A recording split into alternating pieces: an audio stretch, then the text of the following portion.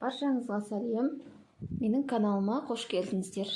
Бүгін сіздермен мен осындай әдемі балаларға арналған кедыйдың тоқылуын көрсетемін. Бұл мен үшін ең оңай тоқылатын кедый. Бір-екі рет тоқығаннан кейін уже жаттап аласыздар. Өте оңай тоқылады. Бұл бізде размер 4-5 айдан бастап киетін кедый. Табанының өлшемі міне 10,5 сантиметр.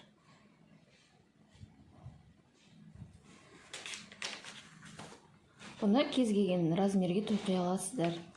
Біз қазір мына табанынан бастап тоқитын боламыз. Мен осы 4-5 айлық балаға арнап тоқимын. Бізге қажетті құрал-жабдықтар: жіп. Кез келген балаларға арналған жіпті қолдануға болады. Менде иран жібі, 100% акрил. Осындай түрлі жіптен 3 түрлі жіп болу керек. Мен ұл балаға тоқитын болғандықтан көк жіп алдым, және табаны мен жанына, тұмсығына ақ жіп, бауына ақ жіп, және мына жерін өздеріңіз қалаған түспен тоқи аласыздар. Мен қара жіпті пайдаландым. Және де 2,5 номерлы крючок, қайшы міндетті түрде, және 2,5-нан сәл кішкентай. Менде мынау 2 номерлы крючок, жіптерді жасыруға кішкене жіңішкелеу біз жақсы. Және де 2-3 маркер осындай. Маркер болмаса кез келген басқа түсті жіпті қолдана берулеріңізге болады. Және де міне осындай сантиметрлік лента. Ал ендеше мастер-классымызды бастайық. Ең бірінші біз табанынан бастап тоқимыз. Осы жерден бастап тоқимыз. Ең бірінші 20 воздушный петля теріп аламыз.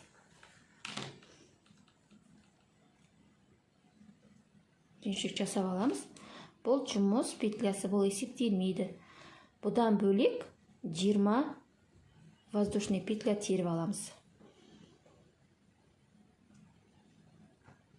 1, 2, 3, 4, 5, 6, 7, 8, 9, 10, 11, 12, 13, 14, 15, 16, 17, 18, 19, 20.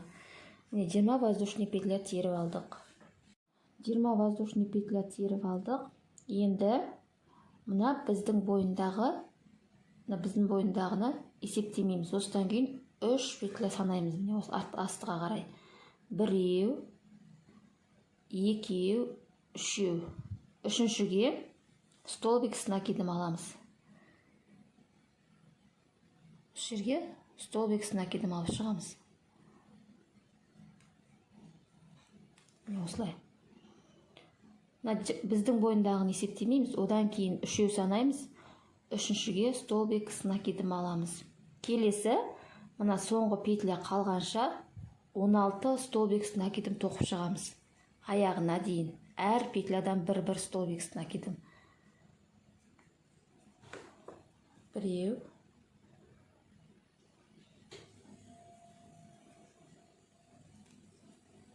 2,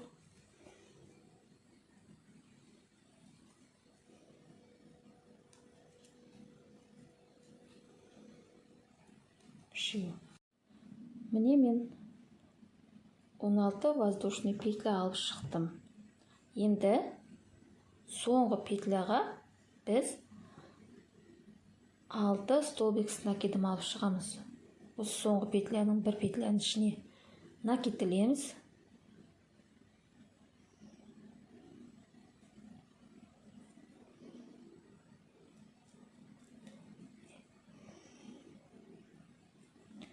Біреу алдық. Екіншісін аламыз, осының ішінен тағы да.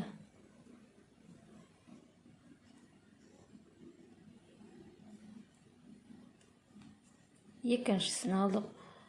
үшінші тағы осының ішінен, төртінші,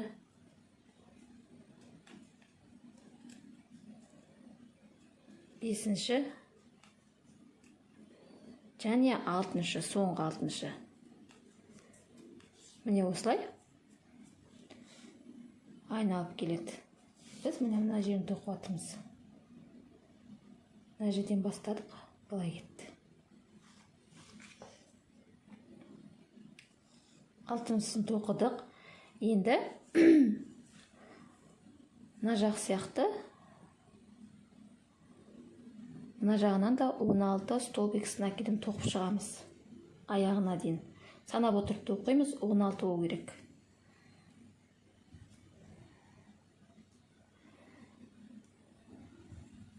Біреу,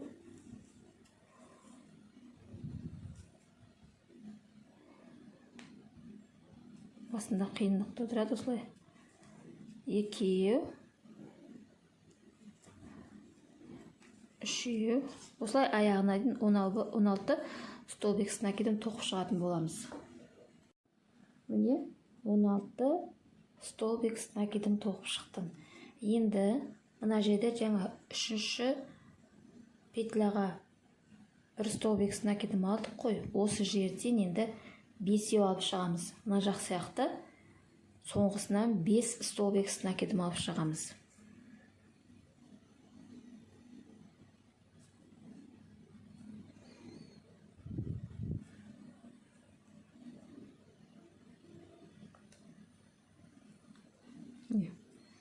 Біреу кетті, екеу, үшеу, төртеу, бесеу. Бесеу болды. Енді мына алдымыздағы үшіншісіне мына тұрған жерге біріктіреміз. Осы тұрған жерге. Өз білініп тұрады. Осылай біріктіріп аламыз. Міне. Біздің бірінші қатар аяқталды.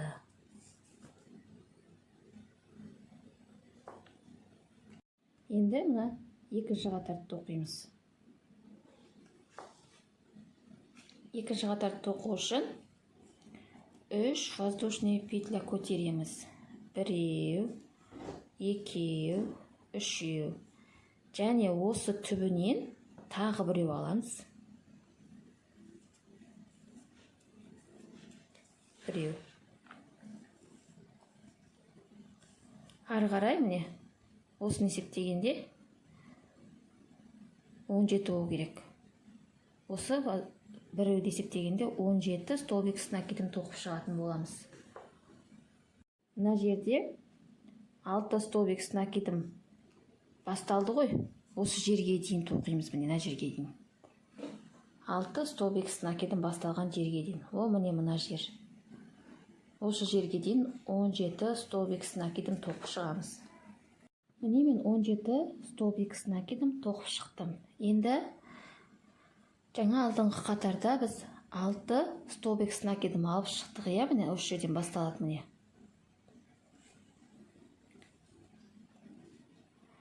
Бір, екі, үш, 4, 5, 6, міне 6 осы жерден бітіп тұр.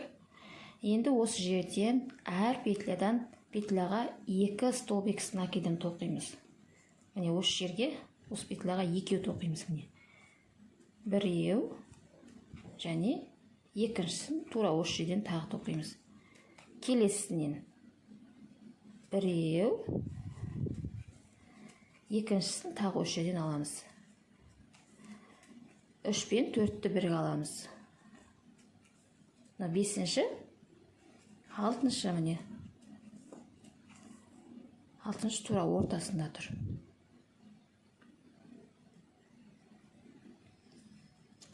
Себебі барлығы 12 болады. Енді тағы 6 тоқимыз осылай. 7-ші, 8-шісін тағы осы жерден аламыз. 8, 9,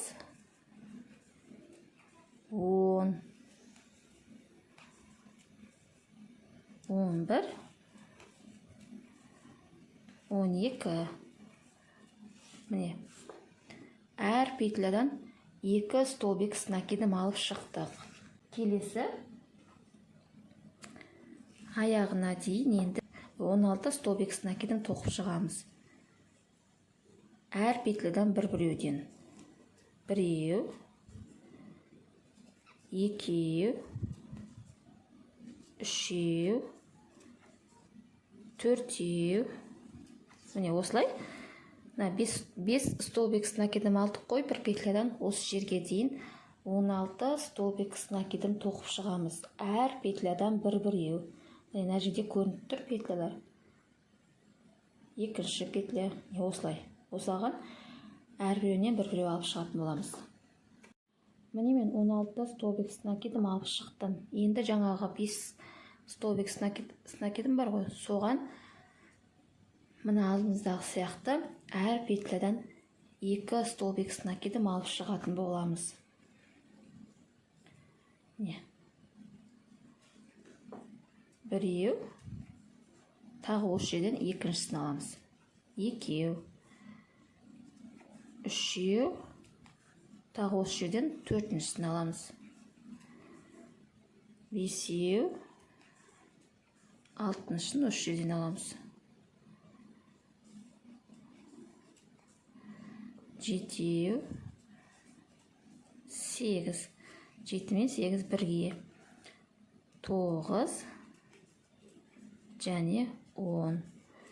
Міне, 5 петлядан 2-2-ден еселегенде 10 петля шықты мына жерде. Енді біз алдыңғы қатарда мына жерде біріктірдік қой. Осы жерден тағы да бір столбик с накидом алып жібереміз. Себебі мына жер былай біріктіргенде тесік болып қалмас үшін. Енді алдың қатардағы 3 воздушный петля бар ғой, көтерген, соны үшіншісіне былай біріктіреміз. Осылай біріктіріп аламыз. Міне біздің 2 қатарымыз бітті. Енді үшінші қатарды тоқимыз. Барлығы 3 қатардан тұрады. Үшінші қатары шамалы өзгешелік бар бұл қатарда. Енді үшінші қатарда бір воздушный петля көтереміз. Осы біріктірген жерден тағы да біреу аламыз түбінен. Бір без накид аламыз. Осы без накидті қосып 9 без накид алып шығамыз. Не, біреу тоқылды, енді 8 тоқимыз. 8 без накид аламыз. Накидпен емес, без накид. Біреу кетті. Екіншісі, үшеу, төртеу, бесеу, алтау, жетеу, 8, 9. Міне, 9 без накид алып шықтым. Енді 10-шысы жартылай аламыз. Бұлай накидтіліп аламыз. Өткіземіз де жібіміз суырып аламыз. Осылай суырған кезде 3 жіп тұрады ғой. Осы үшеуінен қатар өткіземіз жіпті. Осылай үшеуінен қатар өткіземіз. Жартылай дегеніміз осылай. Келесі 7 столбик с накидом. Мына жерде 2-2-ден алдық қой. Осы жерге дейін 7 столбик с накидом тоқимыз.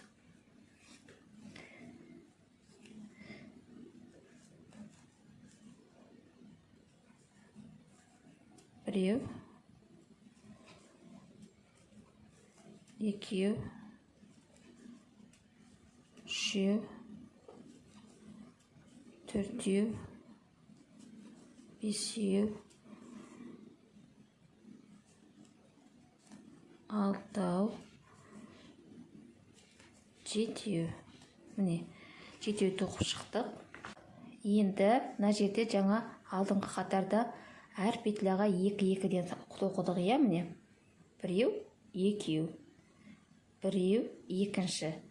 Енді осының бірінші петлясына екеу аламыз. Алдыңғы қатардағыдай бір петляға екеу аламыз.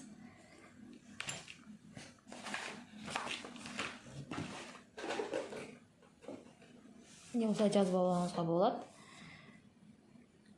Міне былай 2 петля деп есептейік мынаны. осыған екеу аламыз. Бір петляға екі столбик накидым.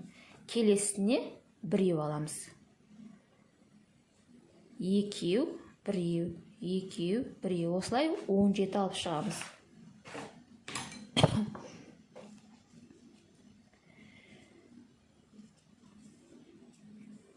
Біреу, екеу. Үшіншісіне біреу ғана аламыз. Не, осылай. Осы не біткенше, мына жерден соңына келгенше осылай тоқып шығамыз. Барлығы 17 болу керек. Біреу, екеу, біреу. Міне. Біреу, екеу, біреу. Біреу, екеу, біреуін жеке аламын.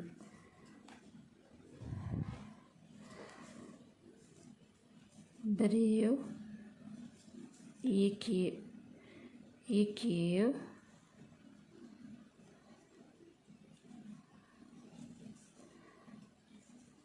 біреуін жеке аламын.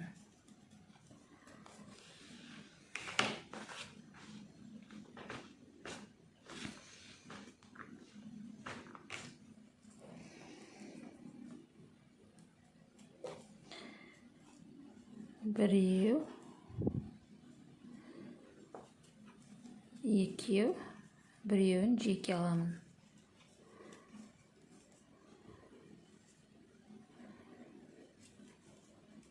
Біреу, екеу, міне. Санаймыз енді. 17 шыққаннан тоқтаймыз. Міне. Осы жерден басталып тұр. Біреу, екеу, үшеу, төртеу, бесеу, алтау, жетеу, 8, 9, 10, 11, 12, 13, 14, 15, 16, 17 міне. 17 шықты. Осы жерден тоқтаймыз. Міне, мына жерде де екеумен бастағанбыз. Екеумен аяқтаймыз. Енді мына жағын, мына жақ сияқты тоқып шығамыз. 7 столбик накидым тоқимыз енді. Осы жерден кейін 7 столбик накидым тоқып шығамыз. Біреу, екеу, үшеу, төртеу,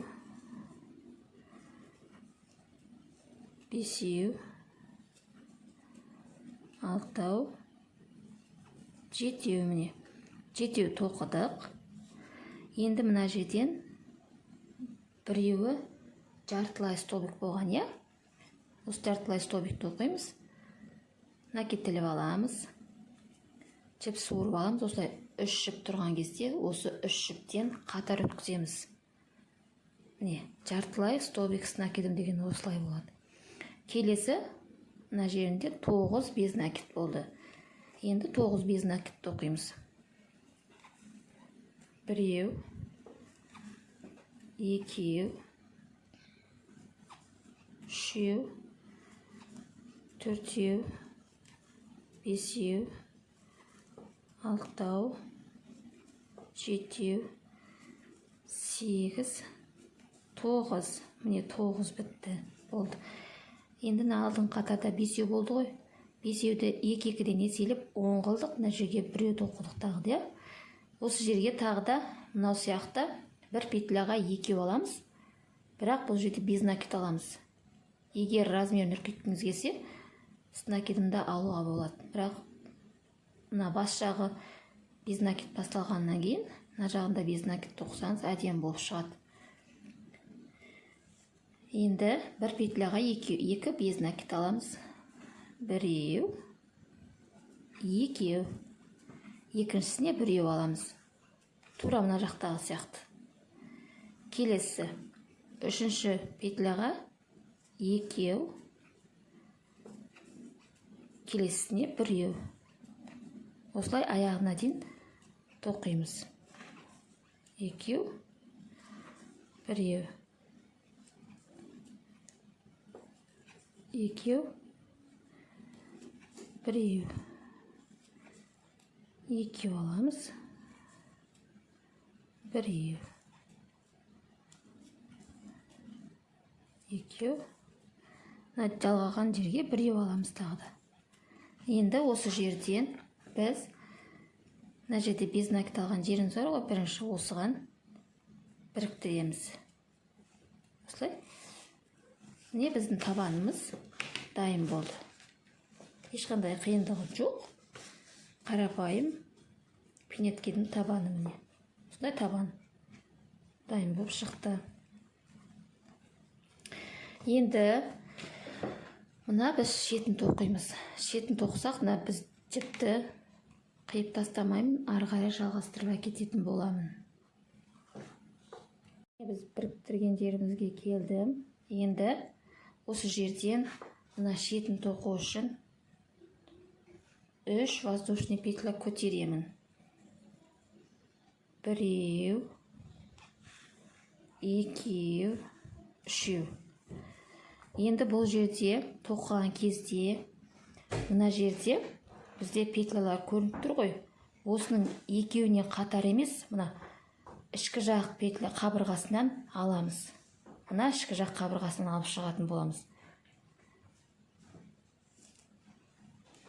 Тек қана бірінші қатарда айырмашылығы осы. Мына екі қабырғасынан емес, мына үстіндегі қабырғасы, ішкі жақ қабырғасынан алатын боламыз.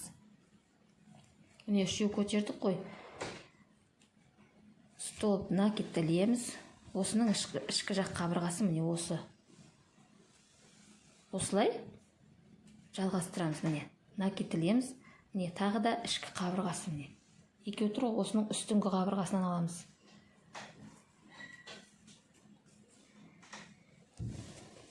Осылай үстіңгі қабырғасынан алып шығамыз. Мына астыңғы қабырғасы біз мынандай жиегін тоқимыз.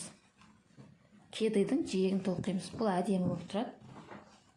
Осылай әдемі болып тұрады. Сол үшін астыңғы қабырғасын алып қаламыз. Осылай келесі басына дейін тоқып шығатын боламыз. Міне мен бірінші қатардың аяғына келіп тоқтап тұрмын. Соңына келдім. Енді мына жерде алдыңғы қатарда біз біріктірдік қой. Осы жерден біз ешқандай да столбиксін әкеліп алмаймыз. Мына жерден түбінен. Егер де бұл жерден алсақ, біздің мына кедайымыз мына жер созылып кетеді. Мына артқы жағы бетіп созылып, сүйкімді көрінбей қалады. Біріктірген жерден алмаймыз. 4 қатар тоқимыз міне. С накидын тоқимыз 2 қатар, 2 қатар без накид тоқимыз. Осы 4 қатар бойы біз біріктірген жерден алмаймыз. Осы жерден 3 воздушный петля көтердік қой. Осы жерге не? 1, 2, 3. Біріктіреміз осы жерге.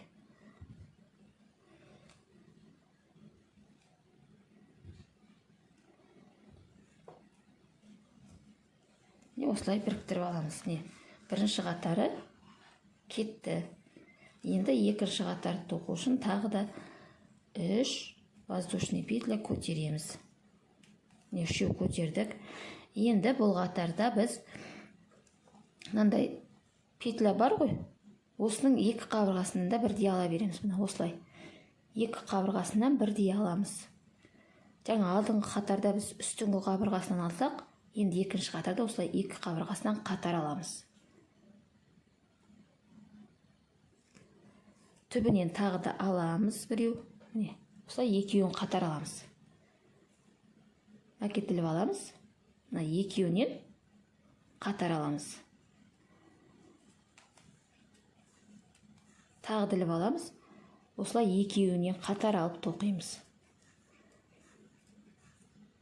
Екінші қатарда екеуінен қатар аламыз. Осылай аяғына дейін өзіміз тоқып шығатын боламыз. Міне аяғына келдім. Тағы да біріктірген жерден алмаймыз. Бірден 3 воздушный петля көтердік қой. Міне біріктірген жерден алмаймын. мына 3 воздушный петля көтерген жерде біріктіремін бір жоғда. Міне, осылай біріктіріп жіберемін. Міне біздің екі қатарымыз тоқылды. Осылай болып шықты. Екі қатарымыз тоқылды. Енді қалған екі қатар, мына жерде екі без накид аламыз. Екі қатар без накид тоқып шығамыз. Осы жерден бір воздушный петля көтереміз. Тағы да түбінен аламыз. Біреу. Ары қарай осылай без накид алып тоқи береміз. Аяғына дейін. Не? Осылай алып тоқи береміз.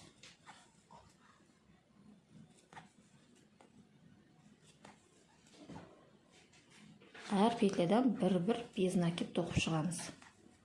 Аяғына дейін. Міне мен соңына келдім. Без накид алып, осы жерде тағыдана біріктірген жер бар ғой. Бұл жерден алмаймыз. Бірден без накид алған жерге, осы жерге біріктіріп аламыз. Осылай. Осылай біріктіріп аламыз. Болды, енді келесі төртінші қатар. Бір воздушный петля көтереміз. Осы түбінен тағы да біреу аламыз. Келесі ары қарай тағы да осы алдың қатардағыдай без накид алып аяғына дейін келеміз. Бұл соңғы қатар. Жанының соңғы қатары. Осылай болып шығып келе жатыр. Мына аяғына дейін жаңағыдай без накид алып тоқып шығамыз. Міне мен төртінші қатарды аяғына келдім. Алдың қатарда біріктірген петля бар ғой, одан алмаймыз. Келесі воздушный петля көтердік қой біреу. Осы жерден алып, осылай біріктіріп аламыз. Осылай біріктіріп аламыз. Болды. Енді кішкене суырып аламыз да қалған жұмысты қиып тастаймыз. Тартып жібереміз қатты. Міне біздің кетудің қабырғасы дайын. Енді біз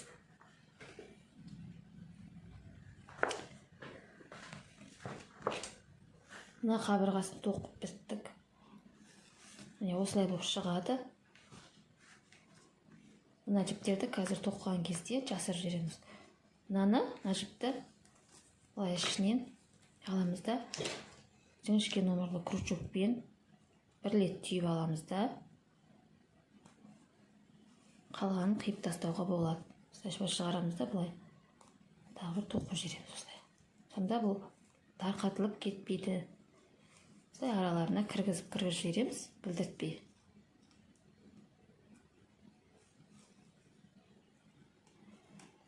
Араларына кіргізіп жіберіп қиып тастаймыз ішкі жағынан.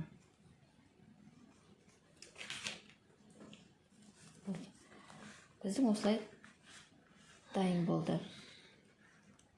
Енді мына қарасын тоқып аламыз. Осы қарасын тоқимыз. Себебі мынаның бәрін біткеннен тоқитын болсақ, бұл тоққанда ыңғайсыздық тудырады. Мына жерін тоқып алып, мына ішкі жағынан тоққанда бізге ыңғайсыздық тудырады. Бірінші осы қараны тоқып аламыз. Екі қара полосканы. Мына жеріне сіздер басқа да жіп қолдана берулеріңізге болады. Өз еріктеріңізде. Қазір қара жіпті аламыз. Осылай. Аяқтаған жер бар ғой. Осы жерде міне. Мына жерден бізімізді кіргіземіз де. Жібімізді суырып аламыз осылай. Осылай суырып аламыз. Кішкене азайтамыз алған жеріміз. Енді мына тоқылған жерлер бар ғой мына жерде. Осылай алып аламыз да былай өткізіп шығамыз. Осылай өткіземіз. Мына жерде тағы да мына жері бар міне. Әр петлядан осылай өткізіп шығамыз.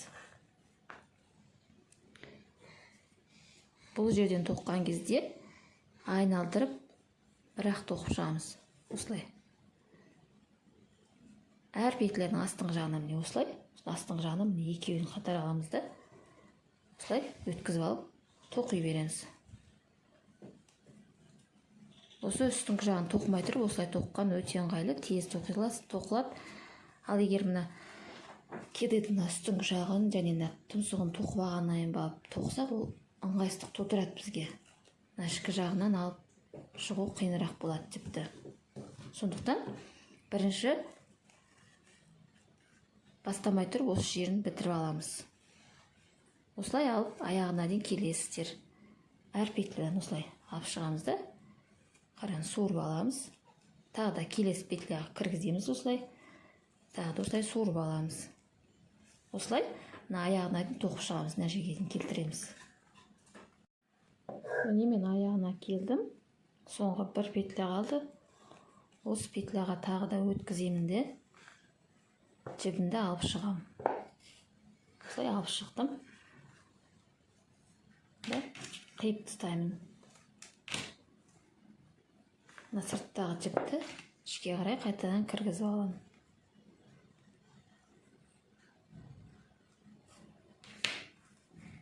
Екеуін былай бірлет байлап аламын. Болды. Мына біздер жіптерді арасына мына жіңішке номерлі крючокпен жасырып тастаймыз. Міне, бір қатарымыз бітті. Енді біз мына жерін тоқимыз. Мұнда бір мөлшер жасанып тоқу керек деген жоқ. Өзіңіз көз мөлшермен алып тоқи бересіз. Міне артқы жағы осы. Осы бір көтерген жеріміз бар ғой, осы жерден мен 8 ілмек санап алам. Мынаны қоспаймын да. Осыдан кейін 8 ілмек. 1, 2, 3, 4, 5, 6, 7, 8. 8-шінің түбіне осылай өткіземін де. Бұлай жібімді өткіземін. Келесісіне тағы да өткізіп аламын да. Салып тоқи беремін осылай.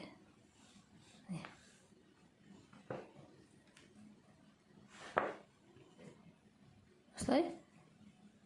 Үш жерден білініп тұрады өз тесіктер. Өткізіп алып, жіпті суырып алып, тоқи береміз.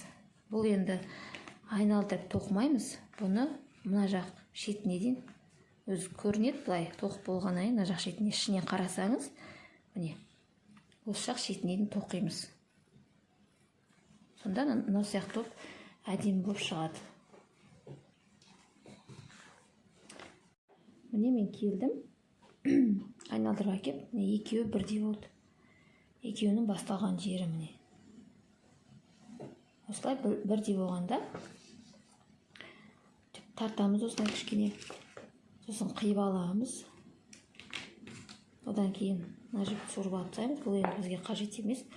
Осы жерден қайтадан кіргіземіз де, мына жіпті осылай суырып аламыз. Енді мына жіптерді мына жіпті алып қаламыз. Бұны қазір былай қарай тоққан кезде қосып жібереміз. Мына қара жіптерді былай қаралардың арасына осылай білдіртпей жасырып қоямыз. Міне мен ішінде қара жіптерді жасырдым осылай. Осындай әдемі болып шықты. Енді мен мынандай жиегін тоқитын боламын. Мына жердегі екінші қатары бар емес па, жаңа қалған. Ең бірінші қатарда біз ішкі жақ қабырғасына тоқыдық. Міне екінші жақ қабырғасы қалған осылай міне. Осы екінші жақ қабырғасына жиегін тоқимыз. Жиек дегеніміз мынандай жері міне. Кигенде әдемі болып тұру үшін осы жиегін тоқитын боламыз. Ол үшін мына артқы жағына барамыз. Мына жерде жалғаған жіп бар ғой. Осы жерден былай өткізіп аламыз міне. Екінші қатары қалған жаңа. Осы жерден жіп өткізіп аламыз.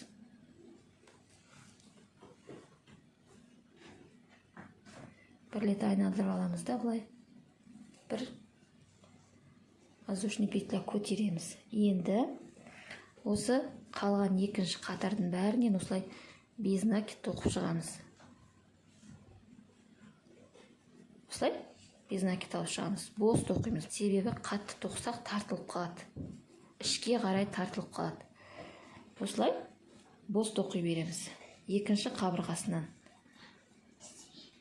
өте қатты босатпаймыз, өте қатты тартпаймыз, орташа қылып тоқимыз. Осылай аяғына дейін келеміз.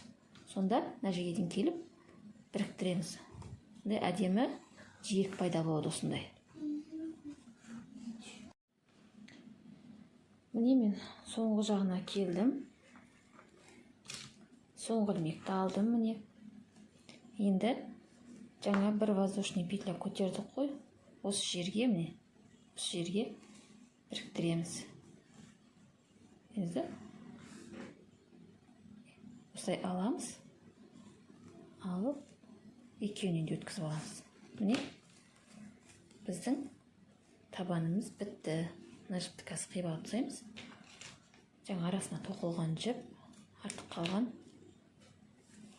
Осылай табаны жиектеп шықты. Енді мына жіпті былай аламыз да түйіншек жасап, ішке қарай тартып аламыз. Осылай тартып жібереміз. Қиямыз. Шығып тұрған жіпті ішіне қарай кіргізіп жібереміз, білдіртпей. Мына жерден аламыз да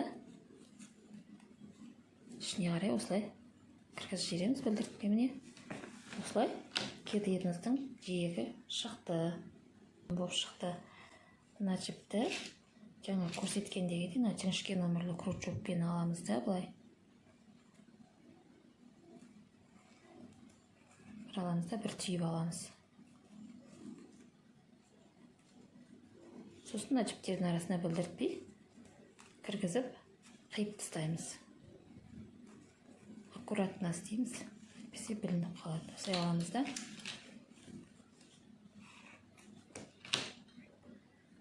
қиып тастаймыз. Міне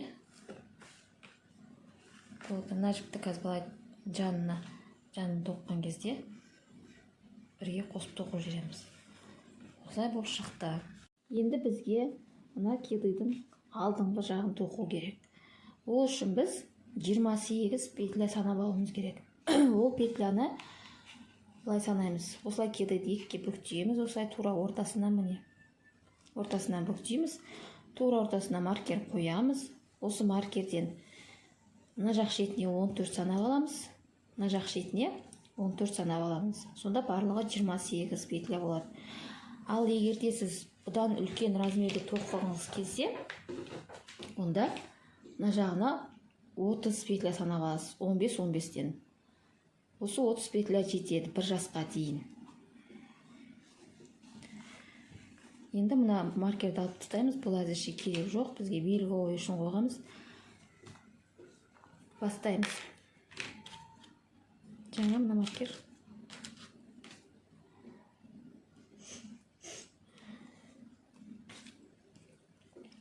Енді осы 14-ші петлядан емес, соның жанындағы петлядан аламыз мына жерден. Осының арғы жақ қабырғасы, ішкі қабырғасынан аламыз. Себебі сыртқы қабырғасы қазір бізге мына шеті былай шығып тұру үшін керек. Осының жанындағы петлядан арғы қабырғасынан аламыз. Жібімізді суырып аламыз осылай.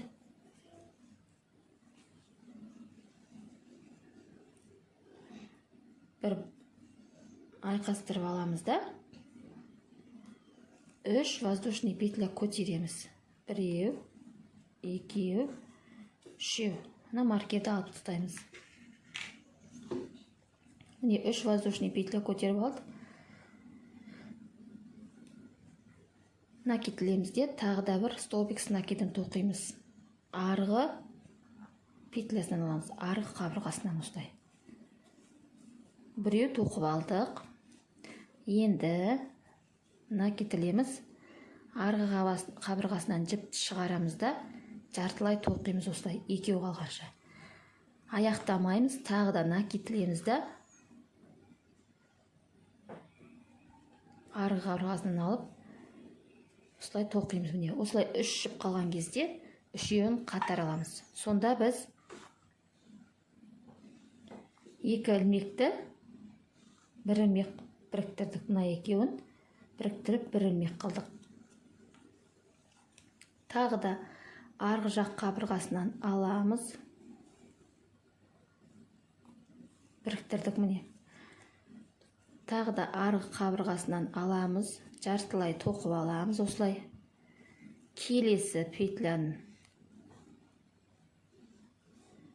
шығарып аламыз, жартылай тоқимыз да үшеуінен жіпті қатар өткіземіз. Осылай аяғына дейін тоқып шығамыз. Жартылай тоқып аламыз. Осылай тағы да накитлеміз, жартылай тоқимыз да үшеуін қатар аламыз. Осылай мына маркерге дейін тоқып шығамыз. Міне аяқ жағына келдім. Тағы да арғы қабырғасынан жартылай тоқып аламыз. Екіншісін жартылай тоқимыз да үшеуін қатар өткіземіз. Енді мына маркердің орнына бір столбик с накидом тоқимыз. Бір столбик с накидом тоқыдық. Енді осының жанындағы петляға да тағы да бір столбик с накидом тоқимыз. Себебі мына басында біз ең басында 2 столбик с накидом тоқып шыққанбыз. Міне осылай. Осылай аяқтаймыз. Енді келесі қатар. Келесі қатар тоқу үшін 3 воздушный петля көтереміз. 2, 3. Тоқымамызды кері бұрамыз.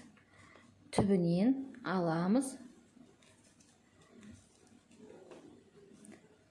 Тағы да жартылай тоқимыз. Екіншісін жартылай тоқимыз да үшеуін қатар аламыз. Жаңа алдыңғы қатарда тоқыдық қой осылай. Дәл солай екінші қатарда солай тоқып шығамыз. Аяғына дейін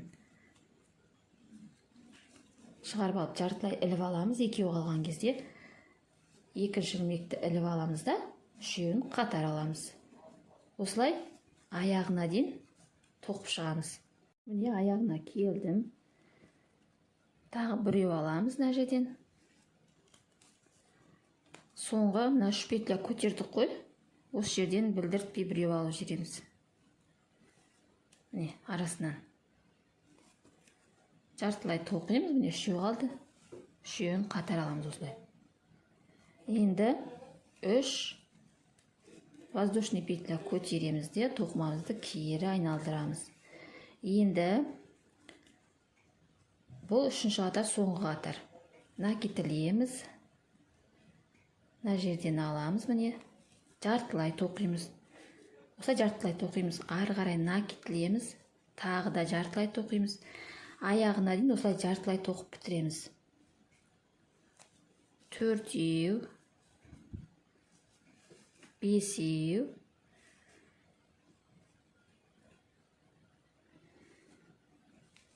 6-ау,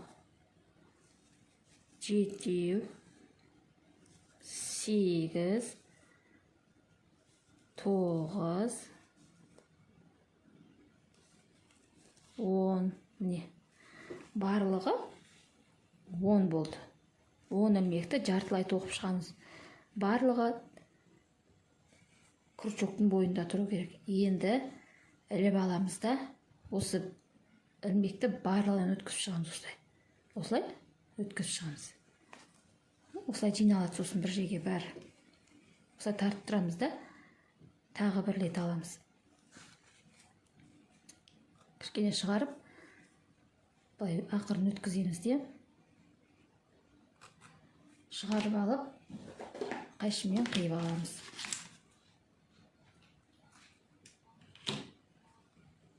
Міне осылай болып шықты.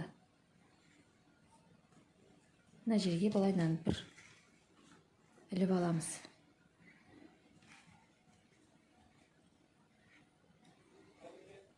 Осылай болып шықты. Осылай тұрған кезде мына жерге бір іліп түйіп аламыз. Сонда мынау қатты тартылып босап кетпейді. Міне біздің басы тоқылды, кедейдің басы. Осылай болып тоқып шығады. Енді бізге мына кедейдің тіліне дейін 2 қатар без накид ақ жіппен тоқуымыз керек. Ол үшін мына шетінен бастаймыз да, мына жерге дейін 7 ілмек, мына жағына дейін 7 ілмек, байлығы 14 без накидті тоқып шығамыз.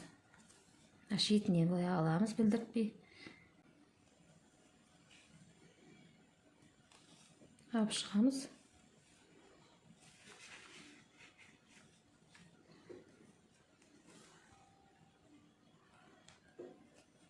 Біреу астын кішкене тартамыз.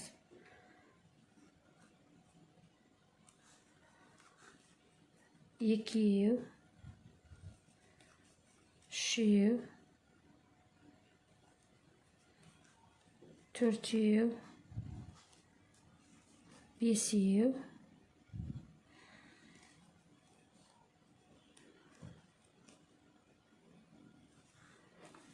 алтау, міне ортасына жетіншісін тоқимыз. Жетеу алдық мына жағынан, енді мына жағынан жетеу аламыз. Мына жіпті арасына білдіртпей тоқып жібереміз.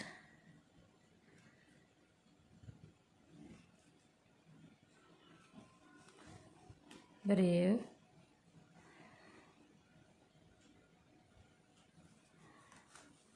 екеу, үшеу, төртеу, бесеу, алтау, жетеу. Жетеу тоқып шықтым. Білдіртпей тоқып жібересіздер. Енді келесі бетті айналғанда бір воздушный петля көтереміз. Тоқымамызды кері бұрамыз да, тағы да аяғына дейін осы 14 петляны без накид тоқып шығамыз. Біреу, екеу,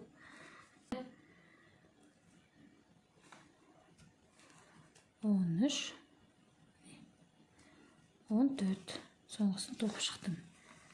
Осылай тоқып шығамыз. Барлығы 14. Енді мына жіпті қиямыз осылай. Арасынан өткіземіз де. Осылай бір түйіп тастаймыз. Осылай тілі шығады. Осылай тоқып шығамыз. Шамалы қысқартамыз да. Қазір ар жағында тілін тоқимыз. Сол кезде мына жіпті қосып тоқып жіберетін боламыз. Осындай болып шығады. Мына жерден бау өткізгенде бұл жерде ішіне көк болып шығып қалмас үшін ғой тілдің несі түсі. Осылай аяқтаймыз. Біздің